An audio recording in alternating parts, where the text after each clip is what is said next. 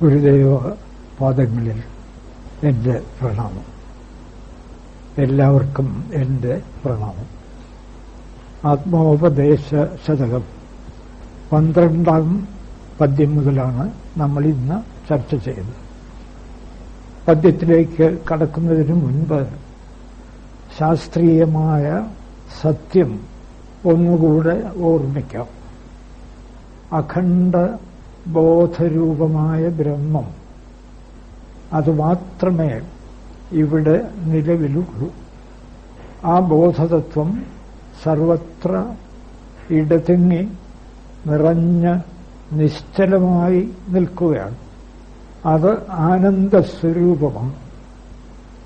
ആ ബ്രഹ്മം തന്നെയാണ് നമ്മുടെയൊക്കെ ഉള്ളിൽ ജീവഭാവത്തിൽ ഞാനുണ്ട് എന്നിങ്ങനെ അനുഭവിച്ചുകൊണ്ടിരിക്കുന്നത്. പലത് കാണുന്നതൊക്കെ ഭ്രമം, ജീവൻ മുതൽ ഭ്രമമാണ്.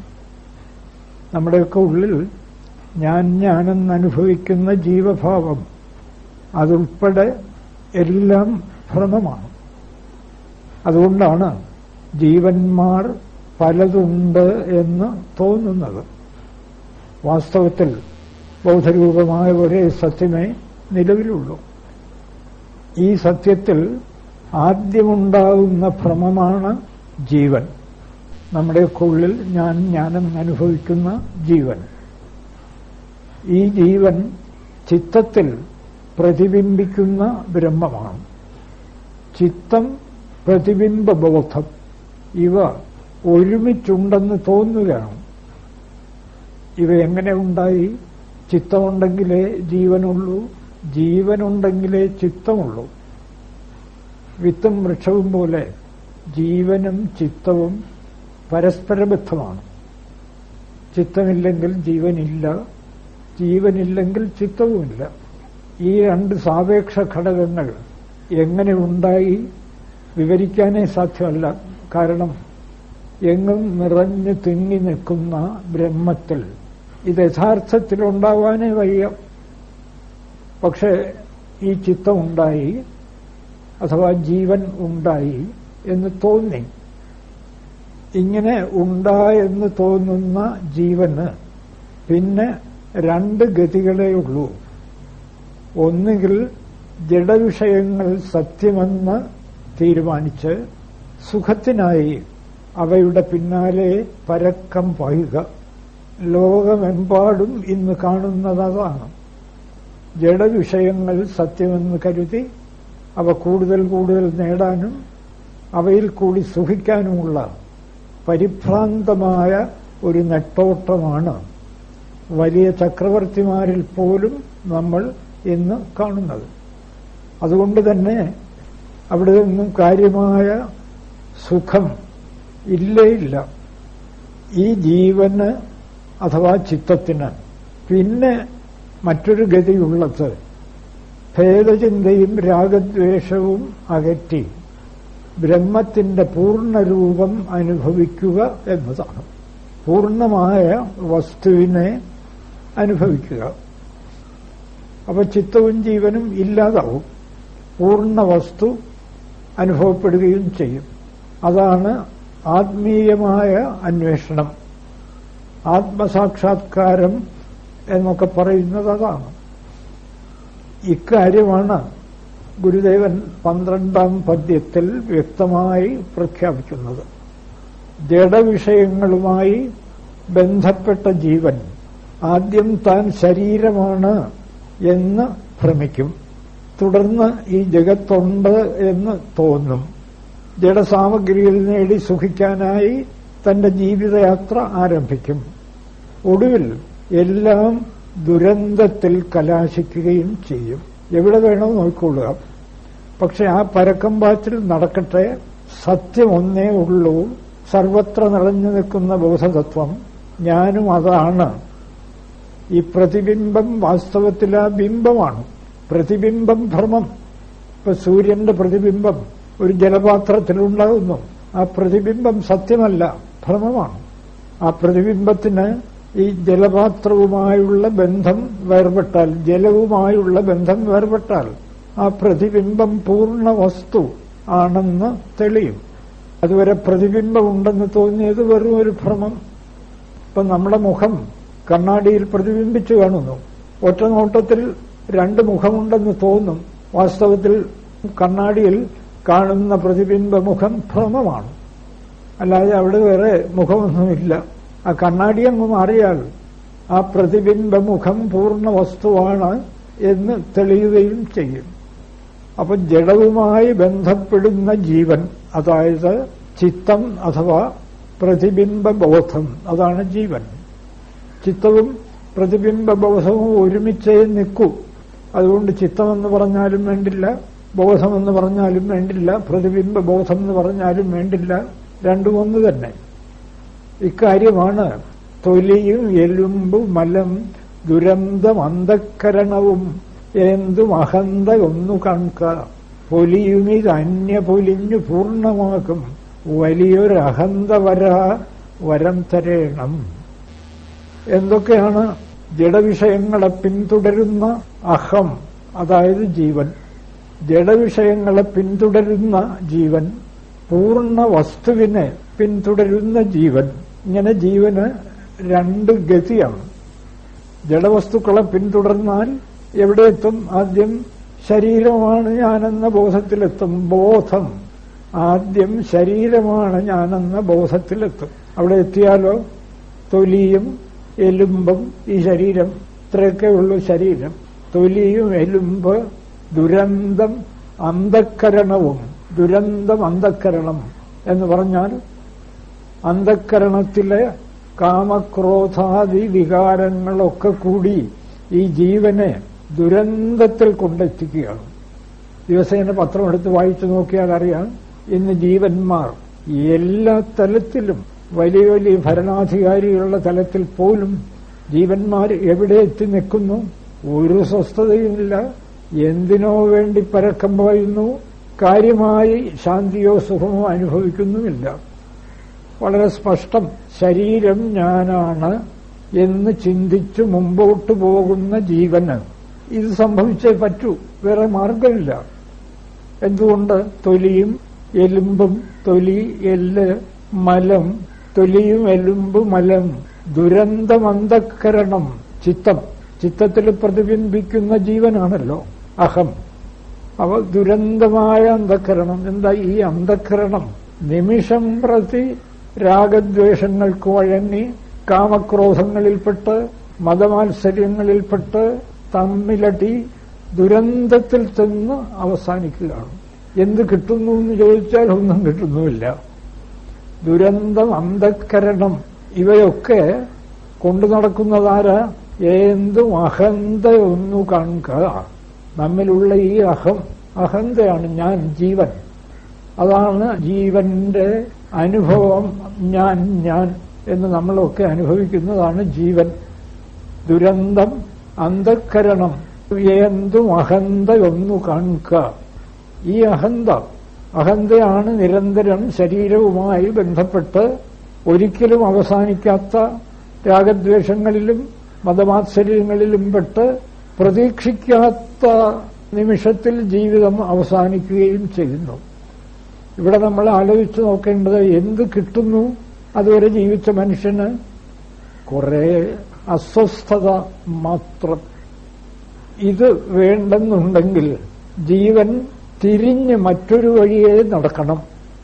ഞാൻ ബോധമാണ്, ഇവിടെ നിറഞ്ഞ ഒരു ബോധവസ്തുവേ നിലവിലുള്ളൂ, അത് ആനന്ദസ്വരൂപമാണ്, ഞാൻ അത് തന്നെയാണ്. അതിനെ അനുഭവിക്കാൻ എന്താ വേണ്ടത്? ഭേദചിന്തയും രാഗദ്വേഷവും വിട്ടുപോകണം. ഇത്രേ വേണ്ടൂ. പലതുണ്ട് എന്നുള്ള തോന്നൽ ഉള്ളിൽ വിടണം. അതിന്റെ ഫലമായി രാഗദ്വേഷങ്ങളും വിടണം. അതാണ് അഹന്ത ഒന്നു കാണുക. പൊലിയും ഇത് അന്യ പൊലിഞ്ഞ്. അന്യ എന്ന് പറഞ്ഞാൽ പലതുണ്ടെന്ന് തോന്നുന്ന അനുഭവത്തെ വളർത്തി വളർത്തി മുമ്പോട്ടു പോകുന്ന അവിദ്യ. ഗുരുദേവൻ അവിദ്യയ്ക്ക് ഇനി വിശദമായി ആത്മോപദേശത്തിൽ വിവരിക്കാൻ പോകുന്നു. അവിദ്യക്കിട്ടിരിക്കുന്ന പേരാണ് അന്യ, വിദ്യക്കിട്ടിരിക്കുന്ന പേരാണ് സമ. അപ്പൊ ഈ അന്യ പൊലിയണം. പലതുണ്ട്, ഈ ജഡവിഷയങ്ങളൊക്കെ സത്യമാണ് എന്ന് നമ്മെ മോഹിപ്പിക്കുന്ന അവിദ്യ, അജ്ഞത. അവിദ്യയെന്നോ മായയെന്നോ എന്തു പറഞ്ഞാലും വേണ്ടില്ല, അജ്ഞത. സത്യം മറന്നുപോയി, അതാണ്. സത്യം ഒന്നേ ഉള്ളൂ, പലതില്ല. എന്ന് പറഞ്ഞാൽ ആ വാക്കുകൊണ്ട് തന്നെ സ്പഷ്ടം. വേറൊന്നിനെ കാണുന്നത് അന്യത്തെ. അന്യമുണ്ട് എന്ന് പറഞ്ഞാൽ ഇങ്ങനെ അന്യത്തിന്റെ പുറകെ പോകുന്ന ശക്തിയാണ് അവിദ്യ. ഇങ്ങനെ ഈ പൊലിയണം. അതിനാന്ന് വെച്ചാൽ അവിദ്യ പോണം, പലതുണ്ട് എന്നുള്ള തോന്നൽ പോണം. ഈ അനുഭവത്തിന്റെയൊക്കെ പശ്ചാത്തലത്തിൽ ഗുരുദേവൻ പറഞ്ഞിട്ടുള്ളതൊക്കെ ഓർമ്മിക്കുക. ഒരു ജാതി, ഒരു മതം, ഒരു ദൈവം എന്നൊക്കെ പറയുന്നത് വെറുതെ ചുമ്മാ പറയുകയല്ല. സത്യം അത് മാത്രമാണ്, ഒന്നേ ഉള്ളൂ. ആ ഒന്നേ ഉള്ളൂ എന്നുള്ളതിനെ നമ്മെ ബോധ്യപ്പെടുത്താൻ വേണ്ടി ഒരു ജാതി, ഒരു മതം, ഒരു ദൈവം എന്നൊക്കെ പറയുന്നു. നമുക്ക് എത്ര പറഞ്ഞാലും പലർക്കും അത് മനസ്സിലാവില്ല. ഇവിടെ ബോധം മാത്രമേ ഉള്ളൂ. ബോധമില്ലെങ്കിൽ ഈ ജഗത്തില്ല. പരമാവധി ബോധമത്രേ എന്ന അദ്വൈത ദീപികയിൽ ഗുരുദേവൻ ആവർത്തിച്ച് പറയുന്നു. ഈ വസ്തുത ഗണിക്കാതെ വെറും മായാനിർമ്മിതങ്ങളായ ജഡവിഷയങ്ങളെ കണ്ടിട്ട് ഇവിടെ എന്തൊക്കെയോ ഉണ്ട്, അതൊക്കെ നേടി രക്ഷപ്പെടാം എന്ന് പറഞ്ഞ് അതിന്റെ പിന്നാലെ പോവുകയാണ്. അതിന്റെ പിന്നാലെ പോയേ തീരൂ. കാരണം നമ്മളിപ്പോ അവിദ്യയിൽ നിൽക്കുകയാണ്. പക്ഷെ ഇവിടെ നിന്നുകൊണ്ട് ഗുരുദേവനും മറ്റും നമുക്ക് കാട്ടിത്തന്ന ആ ഏക സത്യത്തെ മനസ്സിൽ ഓർമ്മിച്ച് ഇവിടെ പലതില്ല, ഭേദചിന്ത വേണ്ട, രാഗദ്വേഷങ്ങൾ വേണ്ട എന്നുറപ്പിച്ച് ഈ അവിദ്യയെ കെടുക്കണം. അതാണ് ഈ പൊലിയും. ഇത് അന്യപൊലിഞ്ഞ് അവിദ്യ ഇല്ലാതായാൽ ഈ അഹന്ത പൊലിയും. ഈ പ്രതിബിംബരൂപമായ ജീവൻ ഇല്ലാതാവും. പ്രതിബിംബമില്ലാതായാൽ പിന്നെ ഉള്ളത് ബിംബം, സാക്ഷാത് വസ്തു. നല്ല ഒന്നാന്തരം മലയാളത്തിലുള്ള പദങ്ങളൊക്കെയാണ് ഗുരുദേവനെ ഗംഭീരമായ വേദാന്ത തത്വം പറയാൻ ഉപയോഗിച്ചിരിക്കുന്നത്. പൊലിയും ഇത് എന്ന് പറഞ്ഞാൽ ഈ അഹന്ത ഇല്ലാതാവും. എപ്പോ ഇല്ലാതാവും? അന്യപൊലിഞ്ഞ് അവിദ്യ ഇല്ലാതായാൽ, പലതിനെ കാണിച്ച് ദുഃഖിപ്പിക്കുന്ന അവിദ്യ ഇല്ലാതായാൽ ഈ അഹന്തയും പൊലിയും. ഈ പ്രതിബിംബരൂപമായ ജീവഭാവം പോവും. അങ്ങനെ പോയാലോ പൂർണ്ണമാകും, പൂർണ്ണ വസ്തു തെളിയും. പൂർണ്ണ വസ്തു എന്ന് വെച്ചാൽ എങ്ങും നിറഞ്ഞു നിൽക്കുന്ന ആ ബ്രഹ്മം തെളിയും. പൊലിയും ഇത്, ഈ അഹന്ത പോവും. എങ്ങനെ? അന്യപൊലിഞ്ഞ് അവിദ്യ ഇല്ലാതായിട്ട്. അത് സംഭവിച്ചാൽ എന്താ? പൂർണ്ണമാകും. അതോടുകൂടി പ്രതിബിംബത്വം പോവും, ബിംബവസ്തു പൂർണ്ണമായും തെളിഞ്ഞു കിട്ടും. മനോഹരമായി ആ ബ്രഹ്മസാക്ഷാത്കാര സ്വരൂപം ഇവിടെ ഗുരുദേവൻ വിവരിച്ചിരിക്കുകയാണ്. പൊലിയും പൊലിഞ്ഞു പൂർണ്ണമാകും. അതുകൊണ്ട് എന്തു വേണം? വലിയൊരഹന്ത വരം തരയണം. ഈ അഹന്തയെ ഇങ്ങനെ ജഡവിഷയങ്ങളുടെ പിന്നാലെ ഓടിച്ച് ശക്തിപ്പെടുത്താൻ ഇടവരാതെ അഹന്തയെ കുറച്ച് ആ സത്യം കണ്ടെത്താനുള്ള വരം കിട്ടണം. വലിയൊരഹന്ത വരം തരയണം. ജീവൻ ജഡവിഷയങ്ങളുടെ പിന്നാലെ പോകുമ്പോഴാണ് അഹന്ത എന്ന പേരുണ്ടാകുന്നത്, അഹങ്കാരം. ജഡവിഷയങ്ങളിൽ നിന്നും പിൻവലിഞ്ഞാൽ പിന്നെ അത് അഹങ്കാരമല്ല, വെറും അഹം. ജഡവിഷയങ്ങളുടെ പിന്നാലെ പോകുന്തോറും അഹങ്കാരം നമ്മൾ പറയാറില്ലേ? വെച്ചാൽ അപ്പോഴൊക്കെ ഓരോ നേട്ടം ഉണ്ടാകുമ്പോഴും ഞാൻ കേമൻ, എന്നെക്കാരും കേമനാരുമില്ല, ഭരണാധികാരികളൊക്കെ ഇല്ലേ, മറ്റുള്ളവരെയൊക്കെ നമുക്ക് അടിച്ചമർത്തിക്കളയാം. പണ്ട് ചക്രവർത്തിമാരൊക്കെ ആക്രമിച്ച് രാജ്യം കിട്ടിയാലുടൻ അയൽ രാജ്യങ്ങളൊക്കെ ആക്രമിച്ച് കീഴടക്കുക, ഇതൊക്കെ അല്ലായിരുന്നു പണ്ടത്തെ ഏർപ്പാട്. ഇതൊക്കെ ഈ അഹന്ത. എവിടെ ചെന്നെത്താൻ കഴിയും? ഏത് ചക്രവർത്തി എവിടെ ചെന്നെത്തിയിട്ടുണ്ട്? ഒക്കെ ദുരന്തം. ചരിത്രം വായിച്ചു നോക്കുക. ഏത് ചക്രവർത്തിയും ദുരന്തത്തിൽ തന്നെ ചെന്ന് എത്തിയിട്ടുള്ളത്. അപ്പോ അതിനെന്ത് വേണം? വലിയൊരഹന്ത വരം തരയണം. അഹന്ത വരാതെ ഭഗവാനെ കനിഞ്ഞരുളണം എന്ന് മനസ്സിന് വിനയം വരാൻ വേണ്ടിയുള്ള ഒരു പ്രാർത്ഥന. നമ്മുടെ എഴുത്തച്ഛനും ഒക്കെ സത്യമന്വേഷിച്ചവരൊക്കെ ഇത് തന്നെ പ്രാർത്ഥിച്ചിട്ടുള്ളത്. ഞാനെന്ന ഭാവമത് തോന്നായിക വേണമിഹ അനന്തചിന്മയഹരേ ഗോപികാരമണ. ഞാനെന്ന ഭാവമത് തോന്നായിക വേണമിഹ, തോന്നുന്നതാകിൽ അഖിലം ഞാൻ ഇതെന്ന വഴി തോന്നേണമേ. കാര്യമൊക്കെ സ്പഷ്ടം. ഇവിടെ ഞാൻ എന്ന് തോന്നുന്നെങ്കിൽ ഞാൻ തന്നെ എല്ലാം, ഒരേ ഈശ്വരതത്വം, രണ്ടില്ല. ഇതാണ് വസ്തുത. നമ്മൾ അംഗീകരിച്ചാലും ഇല്ലെങ്കിലും സത്യത്തിനൊരു കേടുമില്ല. കേടൊക്കെ നമുക്ക് മാത്രമേ ഉള്ളൂ. അംഗീകരിക്കാനോ അംഗീകരിക്കാതിരിക്കാനോ ഒക്കെ ഭാവിക്കുന്ന നമുക്കേ ഉള്ളൂ കേട്. സത്യത്തിനൊരു കേടുമില്ല. തോന്നുന്നതാകിൽ അഖിലം ഞാനിതെന്ന വഴി തോന്നേണമേ വരദ നാരായണായ നമഃ. അത് തന്നെയാണ് ഗുരുദേവനോട് പറഞ്ഞിരിക്കുന്നത്. വലിയൊരഹന്ത വരം തരയണം. അത് ശരി, ഇതിനെന്താ മാർഗം? ഈ ജഡവിഷയങ്ങളുടെ പിന്നാലെ പോകാതെ മനസ്സിനെ പാകപ്പെടുത്തി ആ സത്യത്തെ അനുഭവിച്ചാൽ കൊള്ളാം. എന്താ മാർഗം? മാർഗം വളരെ എളുപ്പം. ത്രിഗുണമയം തിരുനീറണിഞ്ഞൊരീശൻ അകമലരിട്ടു വണങ്ങി അക്ഷമാറി സകലമഴിഞ്ഞു തണിഞ്ഞു കേവലത്തിൻ മഹിമയുമറ്റു മഹസ്സിലാണിടേണം. അതിഗംഭീരമായ വേദാന്ത തത്വങ്ങൾ ഉൾക്കൊള്ളുന്ന മനോഹരമായ ഒരു പദ്യമാണ്. പച്ച മലയാള വാക്കുകളിൽ പറഞ്ഞിരിക്കുന്ന പദ്യം. അതിന് ത്രിഗുണമയം തിരുനീറണിഞ്ഞൊരീശന്, ഈ ജഗത്തിനെ മുഴുവൻ ഈശ്വരനായി കാണണം. അത്രേ ഉള്ളൂ. ഇവിടെ എന്തുണ്ടായാലും മായ സത്വരജസ്തമോ ഗുണങ്ങളെ പ്രകടമാക്കി ഈ ജഡപ്രപഞ്ചത്തെ ഉണ്ടെന്ന് തോന്നിക്കുന്നു. പ്രകാശത്തിന്റെ ഗുണമാണ് സത്വം, നന്മയുടെ ഗുണം, കർമ്മം, അതിന്റെ ഫലം, ഇവയെ ലക്ഷ്യമാക്കുന്നതാണ് രജോ ഗുണം. ഒരു രജോ ഗുണി എപ്പോഴും കർമ്മം ചെയ്ത് പേര് നേടാനും പണമുണ്ടാക്കാനും ഇങ്ങനെ രാപകൽ പരിഭ്രാന്തനായി യത്നിച്ചുകൊണ്ടിരിക്കും. മോഹത്തിന്റെ ഗുണമാണ് തമോ ഗുണം. അതായത് ആരെ എങ്ങനെ ദ്രോഹിച്ചും നമ്മുടെ കാര്യം നേടണം. ഒടുവിൽ നിരാശയും ദുഃഖവുമൊക്കെ വരുമ്പോൾ മദ്യം, മയക്കുമരുന്ന്, അതിൽ ചെന്നകപ്പെടുന്ന ഗുണമാണ് തമോ ഗുണം. ഇന്ന് തമോ ഗുണവും രജോ ഗുണവും അങ്ങനെ താണ്ഡവ നൃത്തം ചെയ്യുന്ന ഒരു ലോകത്തിലാണ് നമ്മൾ നിൽക്കുന്നത്. പത്രമൊക്കെ വായിച്ചാൽ തമോ ഗുണം, ഈ മയക്കുമരുന്ന് എവിടെയും, അത് കുട്ടികളുടെ ഇടയിൽ പോലും ഇപ്പോ ഈ മയക്കുമരുന്നും മദ്യവും. അപ്പോൾ നമ്മൾ പോകുന്ന പോക്ക് അതാണെന്നർത്ഥം. ഇത് തമോ ഗുണം. ഈ ഗുണങ്ങളെല്ലാം മായയാണ്, വെറും ഭ്രമം. ഭ്രമമെല്ലാം ഒടുവിൽ വസ്തു തന്നെ. അതായത് കയറിൽ കാണുന്ന പാമ്പ് കയർ തന്നെ.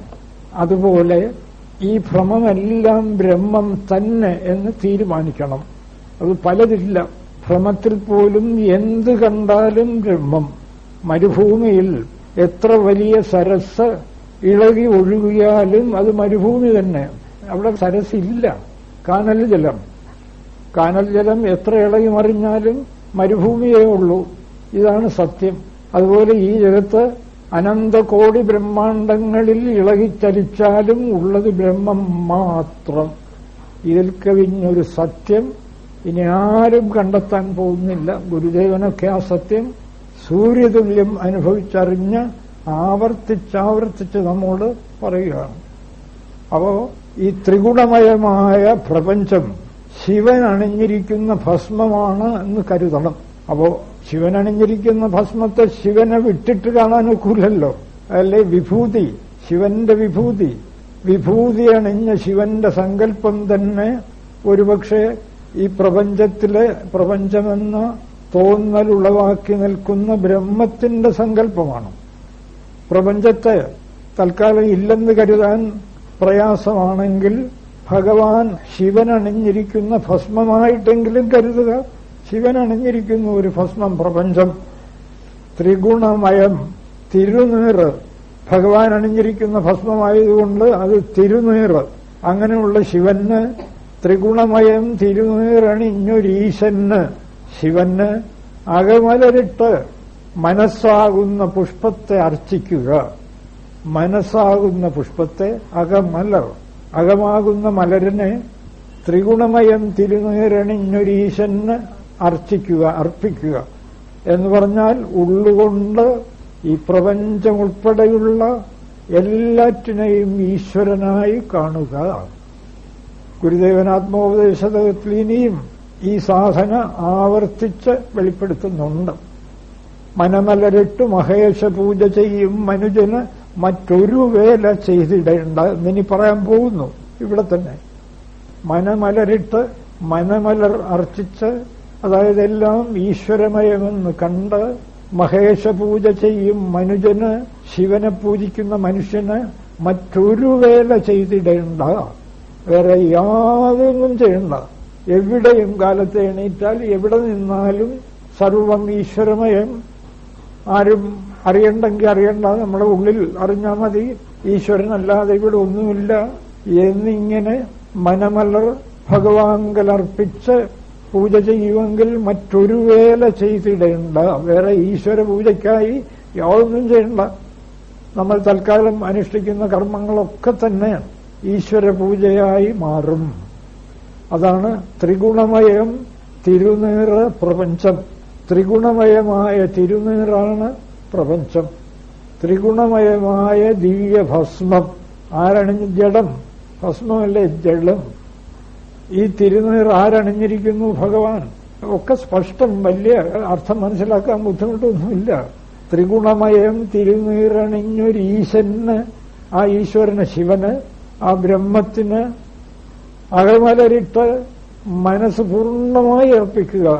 കൃഷ്ണൻ ഗീതയിൽ പറയും പോലെ സർവധർമാൻ പരിത്യജ്യ മാം ഏകം ശരണം വ്രജ, എന്നെ മാത്രം ശരണമായി അംഗീകരിക്കൂ.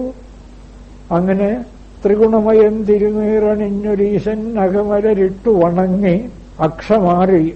അപ്പോഴേക്കും ഇന്ദ്രിയങ്ങളെല്ലാം തണുക്കും. അത് കാണണോ? ഇത് മനസ്സുൾപ്പെടെയുള്ള 6 ഇന്ദ്രിയങ്ങൾ, 5 ജ്ഞാനേന്ദ്രിയങ്ങളും മനസ്സും ചേർത്ത് 6 എണ്ണം. അതാണ് ഇവിടുത്തെ അക്ഷം. അക്ഷമൊക്കെ ആറി, നല്ല പച്ച മലയാളമാണ് ആറുക. തിളച്ചിരിക്കുന്ന വെള്ളം അറിയാൽ എന്ന പോലെ തിളയ്ക്കുന്ന വെള്ളം അങ്ങോട്ട് ആറിയാൽ എന്താ സുഖമായിട്ട് നമുക്ക് കുടിക്കാം. ഇതിപ്പോ ഇന്ദ്രിയങ്ങളൊക്കെ അങ്ങനെ തിളച്ചു നിൽക്കുകയല്ലേ, മനസ്സും അതൊന്ന് ആറണം. എപ്പോ ആറും? ഒക്കെ ഈശ്വരമയം എന്ന് മനസ്സിനെ പഠിപ്പിച്ചാൽ ആറും. അല്ലാതെ കൃത്രിമമായ കുറെ നാമജപം കൊണ്ടോ കോവിലിപ്പോക്ക് കൊണ്ടോ അർച്ചന കൊണ്ടോ അതൊന്നും മോശമാണെന്നല്ല. പക്ഷെ അതൊക്കെ മനസ്സിനെ ഇങ്ങനെ തണുപ്പിക്കുന്നുണ്ടോ? കോവിലിൽ ചെന്ന് അർച്ചനയും കഴിച്ചിട്ട് വീട്ടിൽ വന്ന് രാഗദ്വേഷ കലുഷമായ അന്തരീക്ഷത്തിൽ ജീവിക്കുകയാണെങ്കിൽ കോവിലിൽ പോയാൽ എന്ത് വിശേഷം? നല്ല ഇത് ഓർമ്മിക്കുക. ത്രിഗുണമയം തിരുനീറണിഞ്ഞൊരീശന് അകമലരിട്ടു വണങ്ങി. എപ്പോഴും ഓർമ്മിക്കണം, അവിടെ വണങ്ങുക എന്നൊക്കെ പറഞ്ഞാൽ വെറുതെ നമസ്കരിക്കുക മാത്രമല്ല, എപ്പോഴും ഓർമ്മ നിലനിർത്തുക. അപ്പം മനസ്സാ എന്ത് കണ്ടാലും വണങ്ങാം. കാരണം ഒക്കെ ഈശ്വരനല്ലാതെ ഇവിടെ മറ്റൊന്നുമല്ല. ആത്മോപദേശതകം പോലുള്ള കൃതികളിൽ ഗുരുദേവൻ ഇക്കാര്യം ആവർത്തിച്ച് നമ്മോട് പറയുക. ത്രിഗുണമയം തിരുനീറണിഞ്ഞൊരീശൻ അകമലരിട്ടു വണങ്ങി അക്ഷമാറി. അക്ഷം എന്ന് പറഞ്ഞാൽ മനസ്സുൾപ്പെടെയുള്ള ഇന്ദ്രിയങ്ങൾ ആറി ശമിച്ചു. അവ ഇപ്പൊ ഇളകി ഓടുന്നില്ല. കണ്ണ് രൂപത്തിന്റെ പിന്നാലെ പരക്കം പായുന്നില്ല. കണ്ണ് എന്ത് രൂപം കണ്ടാലും യാതൊന്നു കണ്ടതത് നാരായണ പ്രതിമ, ഒക്കെ എഴുത്തച്ഛനും പറഞ്ഞു വച്ചിട്ടുണ്ട്. അതുപോലെ ചെവി എന്ത് കേട്ടാലും യാതൊന്നു കേട്ടതത് നാരായണ ശ്രുതികൾ. അപ്പോൾ ഈ തിളച്ച് അങ്ങോട്ട് പരക്കം പായുന്ന പ്രശ്നമൊക്കെ തീർന്നു, ഒക്കെ ആറി. മനോഹരമായ പദങ്ങളാണ്. ത്രിഗുണമയം തിരുനീറണിഞ്ഞൊരീശൻ അകമലരിട്ടു വണങ്ങി അക്ഷമാറി. അക്ഷേന്ദ്രിയങ്ങൾ ഒക്കെ തണുത്തു, സകലം അഴിഞ്ഞു, സങ്കല്പങ്ങൾ ഒക്കെ വിട്ടുപോയി. എന്താ കാര്യം? എന്ത് സങ്കല്പം വന്നാലും ഈശ്വരൻ. കാമക്രോധാദി വികാര സങ്കല്പങ്ങൾ പോലും വരുമ്പോ ഈശ്വരൻ. ഇവിടെ അതൊന്നും ഇല്ല. അപ്പോ അതൊക്കെ പോയി. ഇപ്പൊ ദേഷ്യമുണ്ടോ? ഇല്ല. എന്താ കാരണം? ഒക്കെ ഈശ്വരൻ. സകലം അഴിഞ്ഞ്, സങ്കല്പങ്ങളും വികാരങ്ങളും ഒക്കെ അഴിഞ്ഞ് ഇല്ലാതായി. ഇനിയിപ്പോ അവയ്ക്കൊന്നും പ്രസക്തിയില്ല. ആകെ ഒരു ഈശ്വരൻ, ഞാനും അത്, ഈ പ്രപഞ്ചവും ഈശ്വരൻ. ഇനി ആരോടാ കാമം, ആരോടാ ക്രോധം? ഒന്നുമില്ല. രാഗദ്വേഷങ്ങളൊക്കെ പോയി. അതാണ് സകലം അഴിഞ്ഞു തണിഞ്ഞ് രാഗവും ദ്വേഷവും ഇല്ലാതായി. വാസന, മറ്റത് സങ്കല്പങ്ങൾ പോയതാണ് അഴിയുക, തണിയുക. വാസന ഇല്ലാതായി, തണിഞ്ഞു.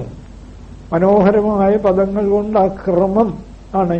മനസ്സ് പോണം, വാസന ഒഴിയണം, തത്വബോധം ഉറയ്ക്കണം. തത്വബോധം മനോനാശം, വാസനാക്ഷയം. തത്വബോധമാണ് ത്രിഗുണമയം തിരുനീറണിഞ്ഞൊരീശൻ എന്ന ഉറപ്പാണ് തത്വബോധം. സകലം അഴിഞ്ഞ്, അതാണ് മനോജയം. തണിഞ്ഞ്, വാസനാക്ഷയം. സകലം അഴിഞ്ഞു തണിഞ്ഞു. ഇതൊന്നും പ്രയാസമുള്ളതല്ല എന്ന് പറഞ്ഞാൽ ഇത് ഉറപ്പിക്കാമോ? ഇതൊന്നും പ്രയാസമല്ല. ഇവിടെ ഈശ്വരൻ മാത്രമേ ഉള്ളൂ. ഇത് ഉറപ്പിക്കാമോ? ഇതാണ് ആവർത്തിച്ച് ഗുരുദേവൻ പറയുന്നത്. ഇതൊന്നും പ്രയാസമല്ല, ഒക്കെ തനിയെ സംഭവിച്ചോളും. ഇന്ദ്രിയങ്ങൾ അടങ്ങുന്നത് തനിയെ സംഭവിക്കും, വാസന പോകുന്നത് തനിയെ സംഭവിക്കും. സകലം അഴിഞ്ഞു തണിഞ്ഞു. ഇത്രയുമാവുമ്പോ ഒരു പ്രാണപ്രസരം, സുഖകരമായ ഒരു പ്രാണപ്രസരം ഉണ്ടാവും. ജഗത്ത് മുഴുവൻ പ്രാണമയമാണ്. പ്രാണമയം, പ്രാണരൂപിയായ എന്നിൽ ചലിച്ചു നിൽക്കുന്നതാണ് ജഗത്ത് എന്ന പ്രാണസാക്ഷാത്കാരം ഉണ്ടാവും. ഇതാണ് കുണ്ടലിനി പ്രസരം എന്നൊക്കെ പറയുന്നത്. പ്രാണമയനായ എന്നിൽ ചലിച്ചു നിൽക്കുന്നതാണ് ഈ അനന്തകോടി ബ്രഹ്മാണ്ടങ്ങൾ. ഇത് ടാഗോറിന് പോലും മനസ്സേകാഗ്രപ്പെട്ടപ്പോൾ യാദൃച്ഛികമായി അനുഭവപ്പെട്ടുവെന്നാണ് അദ്ദേഹം തന്റെ ആത്മകഥയിൽ പറയുന്നത്. മനസ്സ് നല്ലവണ്ണം ഏകാഗ്രപ്പെട്ടാൽ ആർക്കും ഈ അനുഭവം ഉണ്ടാവാം. പക്ഷെ ആ അനുഭവം പോലും പ്രാണതലത്തിലെ മനസ്സിന്റെ തലത്തിൽ നിൽക്കുന്ന ഒരനുഭവമാണ്, പൂർണ്ണ സത്യാനുഭവമല്ല. ഈ പ്രാണസാക്ഷാത്കാരമാണ് കേവലത്തിൻ മഹിമ എന്ന് പറയുന്നു. ശ്ലോകത്തിൽ കേവലത്തിൻ മഹിമ, ആ മഹിമ എന്നുള്ള പദം തന്നെ അത് തെളിയിക്കുന്നു. കഠോപനിഷത്തിൽ മഹാനാത്മാ, അതാണ് മഹിമ. സാഖ്യദാർശനികന്മാർ മഹത്തത്വം, അതൊക്കെ കൂടെ ഓർമ്മിപ്പിക്കാനാണ് ഗുരുദേവൻ മഹിമ എന്ന പദം പ്രയോഗിച്ചിരിക്കുന്നത്. പ്രാണസാക്ഷാത്കാരം എന്ന് വേണമെങ്കിൽ അതിനെ ചുരുക്കി പറയാം. കേവലത്തിൻ മഹിമ, അത് മറ്റ്, അതും പോണം. ഈ പ്രാണസാക്ഷാത്കാരം ജഡതലത്തിലാണ്, പൂർണ്ണ സത്യാനുഭവമല്ല. ഈ പ്രാണസാക്ഷാത്കാരത്തിനു വേണ്ടിയാണ് ആളുകൾ പ്രാണായാമം തുടങ്ങിയ അനുഷ്ഠാനങ്ങളൊക്കെ അനുഷ്ഠിക്കുന്നത്. പ്രാണനെ സൂക്ഷ്മമാക്കി കുണ്ടലിനിയെ ഉണർത്താനുള്ള ശ്രമമാണ്. പക്ഷെ അതൊക്കെ എളുപ്പമല്ല. ജീവിതം മുഴുവൻ ശ്രമിച്ചിട്ട് പോലും പലർക്കും കിട്ടുന്നില്ല. അങ്ങനെ കിട്ടാൻ എളുപ്പവുമല്ല. നേരെ മറിച്ച് ഗുരുദേവൻ പറയുന്ന ത്രിഗുണമയം തിരുനീറണിഞ്ഞൊരീശൻ അകമലരിട്ടു വണങ്ങുക ആർക്കും എളുപ്പം. എന്നുവെച്ചാൽ അതിന് ഒരു നിയമവുമില്ലേ. ഇത് ഓർമ്മിക്കണം, ഈ ജഗത്ത് ഈശ്വരനാണ്, ഭേദചിന്തയും രാഗദ്വേഷവും വേണ്ട എന്നൊരോർമ്മ. അടുക്കളയിലായാലും റോഡിലായാലും ഓഫീസിലായാലും ഒക്കെ ഇത് ഓർമ്മിക്കുക. എന്താ പ്രയാസം? അപ്പോ കേവലത്തിൻ മഹിമയുമറ്റ് പ്രാണസാക്ഷാത്കാര സ്ഥിതിയും കടന്ന് മഹസ്സിലാണിടേണം. ബ്രഹ്മ തേജസ്സിൽ, ബ്രഹ്മാനുഭവത്തിൽ ഏകീഭവിക്കണം.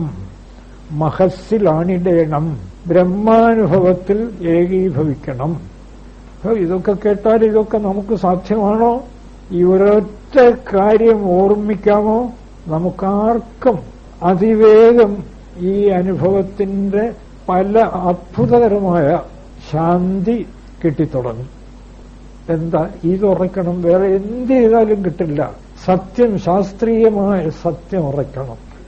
ഇത് ഞാൻ പറയുന്നത് മാത്രമല്ല, ഇത് ഭാഗവതത്തിലും മറ്റും ഉദ്ധവർ മറ്റും കൃഷ്ണനോട് പറയുന്നതാണ്. എനിക്ക് ഈ യോഗമൊന്നും പറ്റില്ല, ഉടനെ അങ്ങയെ കാണാൻ എന്താ മാർഗം? അപ്പൊ കൃഷ്ണൻ ഉദ്ധവരോട് പറയുന്നത് ഉടനെ കാണണോ? കണ്ടോ, ഈ ഞാനാണ് ഈ കാണുന്നതൊക്കെ, ഇനി കാണാൻ എന്താ പ്രയാസം? നിനക്ക് കാണാൻ പറ്റുന്നില്ലെങ്കിൽ ഇപ്പൊ ഞാൻ എന്ത് ചെയ്യാൻ? ഇതാണ് ശാസ്ത്ര സത്യം. ഈ കാണുന്നതൊക്കെ ഞാനാണ്. മനസ്സുകൊണ്ട് അത് നിരന്തരം ഓർമ്മിച്ചോ. ഇതാണ് വസ്തുത. ഇത് വിട്ടിട്ടാണ് ആധ്യാത്മിക തലത്തിൽ ഈശ്വര മനുഷ്യൻ കിടന്ന് ആധ്യാത്മിക തലത്തിൽ പോലും കിടന്ന് പാടുപെടുന്നത് കണ്ടാൽ എന്തിനാണ് ഒന്നും കിട്ടുന്നുമില്ല. ധ്യാനം, മനനം അതൊക്കെ വേണ്ടെന്നല്ല, സത്യം കൂടെ കൂട്ടിച്ചേർക്കൂ. ഗീത ആദ്യന്തം പറയുന്നത് ഈ പരമസത്യം കൂട്ടിച്ചേർക്കൂ.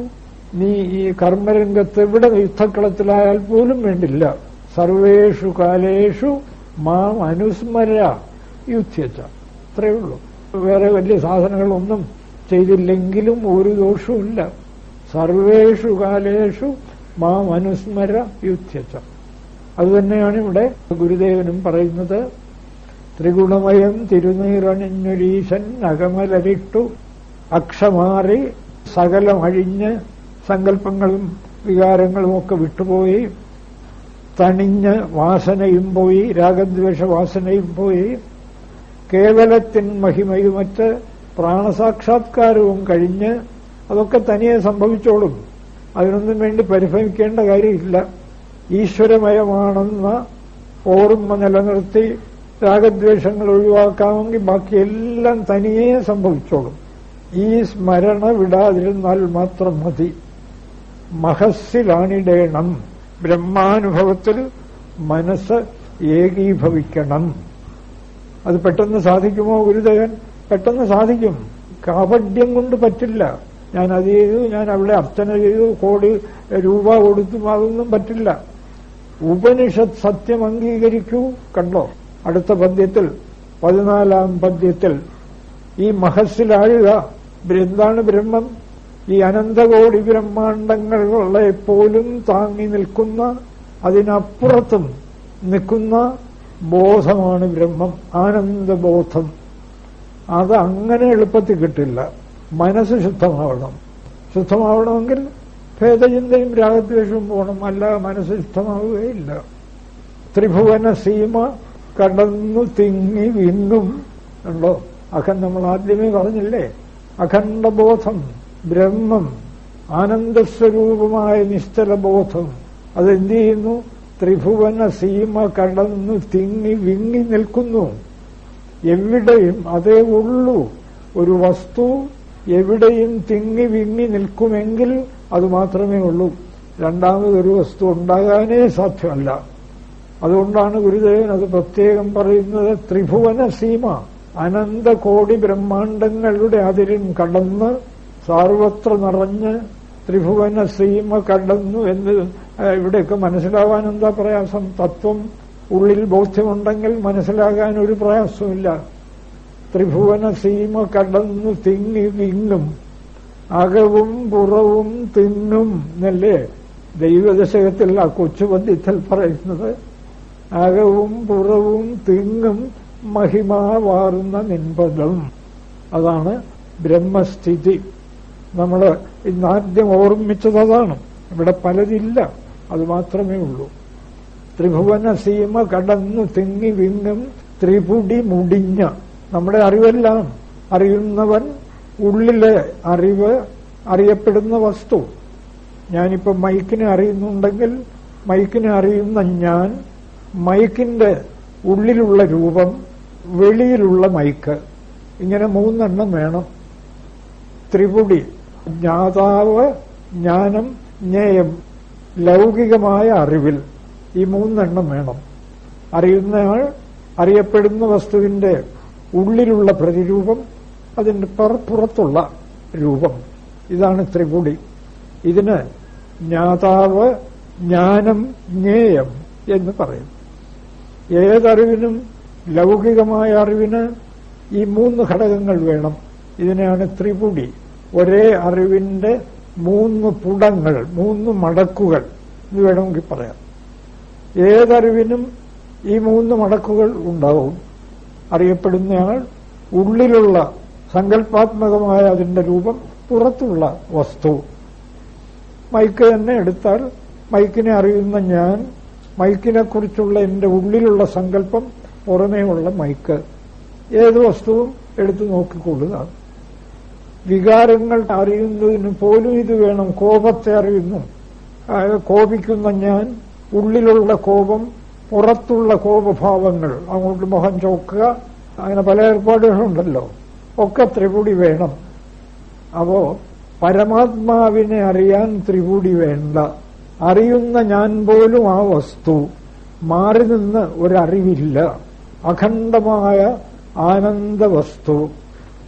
ആനന്ദം അനുഭവിക്കുമ്പോൾ ആരും മാറി നിന്ന് അനുഭവിക്കാറില്ല. നല്ല പാട്ട് കേട്ട് ആനന്ദിക്കുന്നു.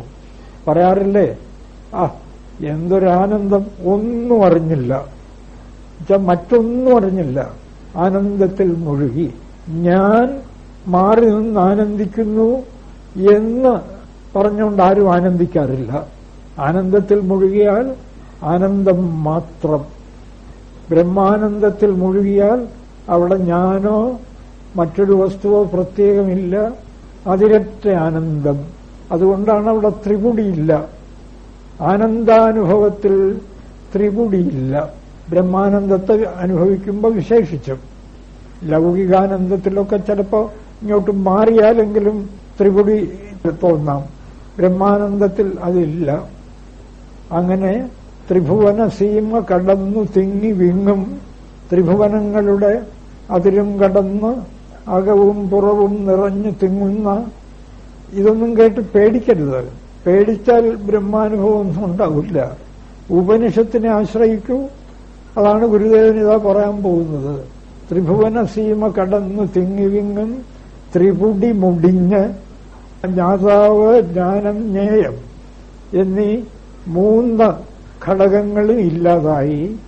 ത്രിപുടി മുടിഞ്ഞ്, നല്ല മലയാള പദങ്ങളാണ്. തെളിഞ്ഞിടുന്ന ദീപം കേവലാനന്ദമായി, അല്ലെങ്കിൽ കേവല ബോധമായി, absolute consciousness or absolute bliss എന്ന നിലയിൽ ത്രിപുടി മുടിഞ്ഞു തെളിഞ്ഞിടുന്ന ദീപം, ആ തേജസ്, ആ ആനന്ദം, ആ സത്യദർശനം, ദീപം, ആ സത്യദർശനം കപടയതിക്കു കരസ്ഥമാകുകയില്ല. അത്രയേ ഉള്ളൂ. കാപഡ്യമുണ്ടെങ്കിൽ ഇത് കിട്ടില്ല. പേര് വേണം, പെരുമ വേണം, ലോകത്തുള്ള പല പല കാര്യങ്ങളും വേണം. അങ്ങനെ മനസ്സ് ചുറ്റിത്തിരിയുന്നവർക്ക് ഈ സത്യം കിട്ടില്ല. കപടയതിക്കു കരസ്ഥമാകുകയില്ല. പിന്നെയോ എന്നുപനിഷദുക്തി രഹസ്യമോർത്തിടേണം എന്ന് ഉപനിഷത്തുക്കൾ പറയുന്ന ആ അനുഭവ രഹസ്യം ഓർമ്മിക്കണം. ഉപനിഷത്ത് എന്താ പറയുന്നത്? നാരദൻ സത്യമന്വേഷിച്ച് സനത്കുമാരന്റെ അടുത്ത് ചെന്നു. ഛാന്തോഗ്യോപനിഷത്ത് 7-ാം അധ്യായം വായിച്ചു നോക്കുക. അപ്പൊ സനത്കുമാരൻ ചോദിച്ചു, നീ എന്തെല്ലാം പഠിച്ചിട്ടുണ്ട്? നാരദനൊരു നീണ്ട ലിസ്റ്റ് സനത്കുമാരന്റെ മുമ്പിൽ വെക്കുകയാണ്. ഞാൻ 4 വേദം, 6 ശാസ്ത്രം, അങ്ങനെ അങ്ങനെ അങ്ങനെ. ഒടുവിൽ സനത്കുമാരൻ പറഞ്ഞു, നീ പഠിച്ചതൊക്കെ വെറും കുറെ ശബ്ദങ്ങൾ മാത്രം, നിനക്ക് ഇതുകൊണ്ട് ഒരറിവും കിട്ടിയിട്ടില്ല. പിന്നെന്താ അത്? നിനക്ക് സുഖം അന്വേഷിച്ചല്ലേ വന്നത്? ഭൂമാവൈ സുഖം, പൂർണ്ണ വസ്തുവിലേ സുഖമുള്ളൂ. അല്പേ, അല്പത്തിൽ സുഖമില്ല. ഭൂമാവൈ സുഖം അല്പേ സുഖമസ്തി. ഭൂമ പൂർണ്ണം, അതിന്റെ എതിരാണ് അല്പം. അല്പത്തിൽ സുഖമില്ല. ഈ നാമരൂപങ്ങളിൽ അനുഭവിക്കുന്നതൊക്കെ അല്പമാണ്. നിനക്കൊരിക്കലും അവിടെ സുഖം കണ്ടെത്താൻ സാധ്യമല്ല. പൂർണ്ണ വസ്തുവിനെ അനുഭവിക്കൂ. എന്താ പൂർണ്ണ വസ്തു? എത്ര നാന്യത് പശ്യതി നാന്യത് ശൃണോതി നാന്യത് വിജാനാതി തദ്ഭൂമ. എവിടെയാണോ മറ്റൊന്ന് കാണാനില്ല, മറ്റൊന്ന് കേൾക്കാനില്ല, മറ്റൊന്നറിയാനില്ല, അതാണ് ഭൂമ. എത്ര അന്യത് പശ്യതി അന്യത് ശൃണോതി അന്യത് വിജാനാതി തദൽപ്പം. എവിടെയാണോ മറ്റൊന്ന് കാണാനുണ്ട്, മറ്റൊന്ന് കേൾക്കാനുണ്ട്, മറ്റൊന്നറിയാനുണ്ട്, അത് അല്പം. അല്പം സ്പഷ്ടമല്ലേ? ഒക്കെ വിഭജിച്ചുപോയി. അല്പേ സുഖമസ്തി, അല്പത്തിൽ സുഖമില്ല നാരദ. അതുകൊണ്ട് നിനക്ക് സുഖം വേണമെങ്കിൽ ഈ പൂർണ്ണ വസ്തുവിനെ അനുഭവിക്കൂ. അതിനെന്താ മാർഗം?